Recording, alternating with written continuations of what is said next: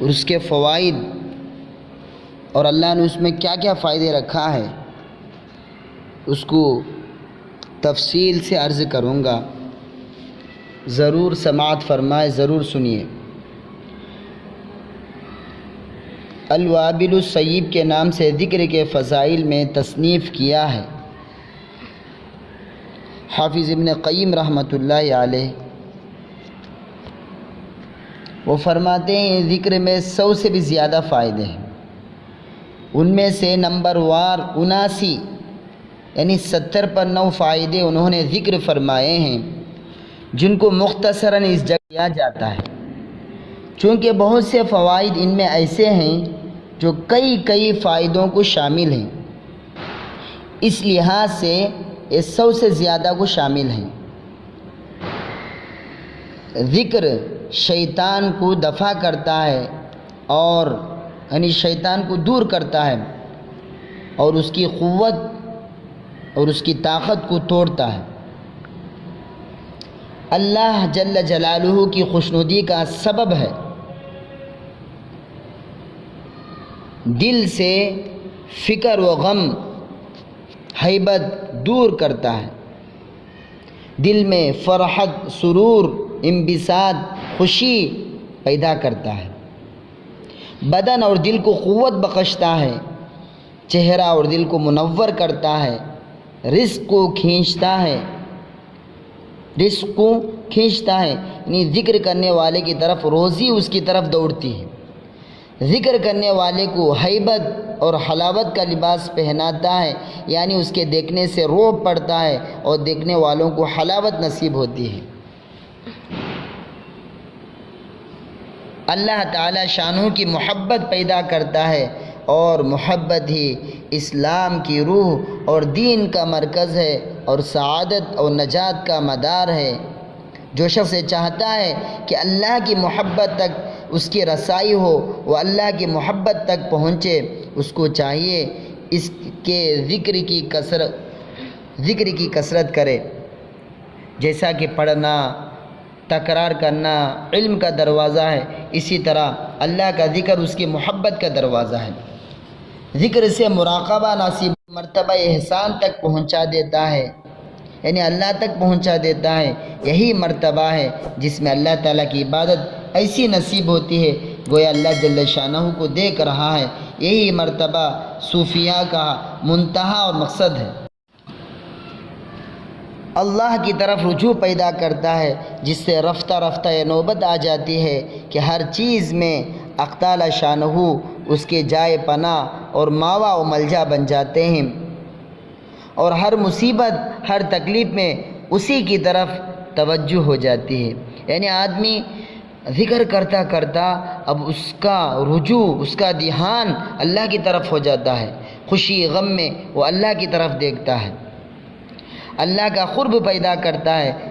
اور جتنا ذکر میں اضافہ ہوتا ہے، جتنا آدمی زیادہ ذکر کرتا ہے، اتنا ہی قرب میں اضافہ ہوتا ہے، اور جتنی ذکر سے غفلت ہوتی ہے اتنی ہی اللہ سے دوری ہوتی ہے۔ ذکر اللہ کی معرفت کا دروازہ کھولتا ہے، آدمی کو اللہ کی پہچانت ہوتی جاتی ہے۔ اللہ جل شانہ کی بارگاہ میں ذکر کا سبب ہے، چنانچہ کلام پاک میں ارشاد ہے فَذْكُرُونِي أَذْكُرُكُمْ، یعنی اللہ تعالیٰ فرماتے ہیں تم مجھے یاد کرو، میں تمہیں یاد کروں گا۔ دل کو زندہ کرتا ہے۔ حافظ ابن تیمیہ رحمۃ اللہ علیہ کہتے ہیں اللہ کا ذکر دل کے لیے ایسا ہے جیسا مچھلی کے لیے پانی۔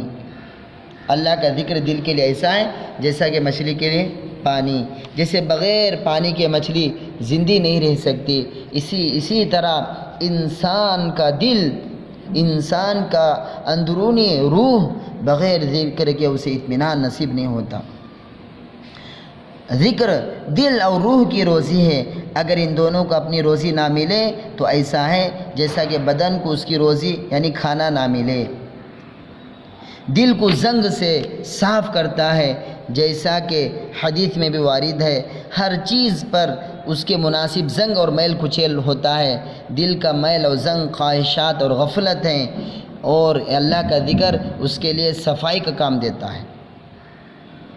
لغزشوں اور خطاؤں کو دور کرتا ہے۔ بندے کو اللہ جل شانہ سے جو وحشت ہو جاتی ہے اس کو دور کرتا ہے۔ غافل کے دل پر اللہ کی طرف سے ایک وحشت رہتی ہے جو ذکر ہی سے دور ہوتی ہے۔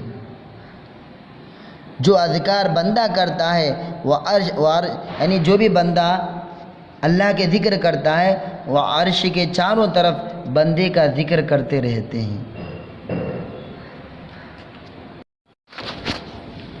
دوستو، محترم ماں اور بہنوں، آپ لوگ ذکر کی فضائل سنتے آ رہے ہیں۔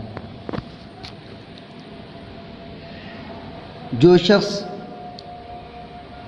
راحت میں اللہ جل شانہ کا ذکر کرتا ہے، اللہ جل جلالہ مصیبت کے وقت اس کو یاد کرتا ہے۔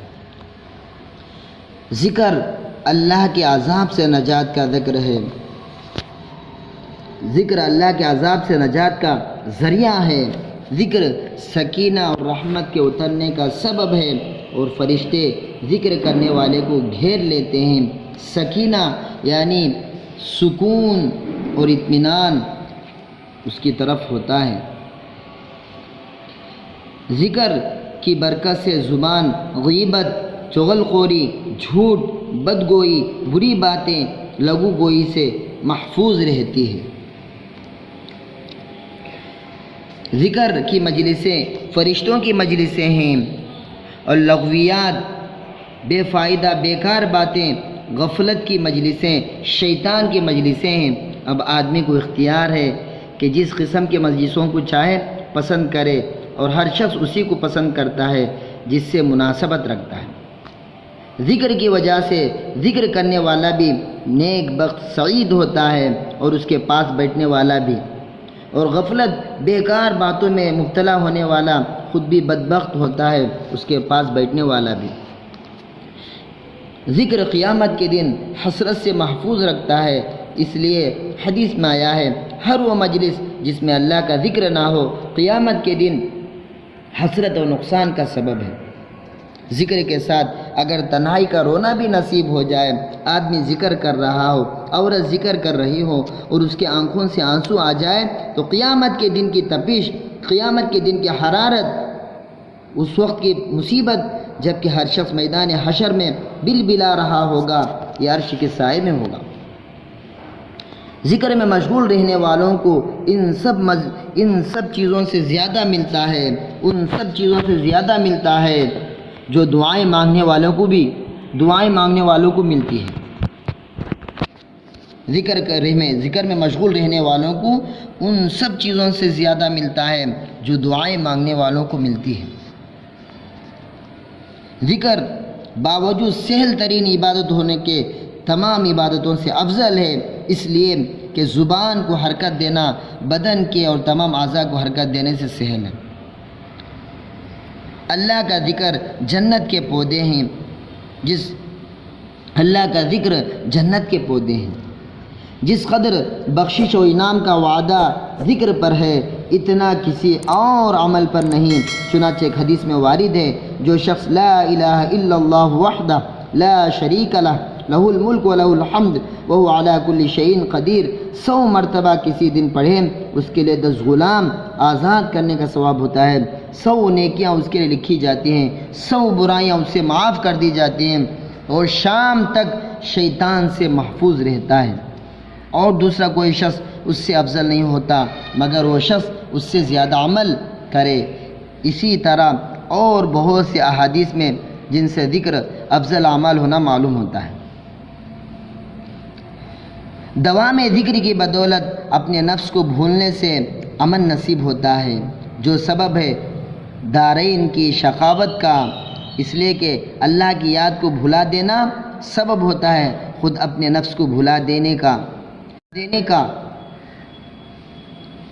اللہ تعالیٰ قرآن کے اندر فرماتے ہیں وَلَا تَكُونُوا كَالَّذِينَ نَسُوا اللَّهَ فَأَنسَاهُمْ أَنفُسَهُمْ أُولَٰئِكَ هُمُ الْفَاسِقُونَ۔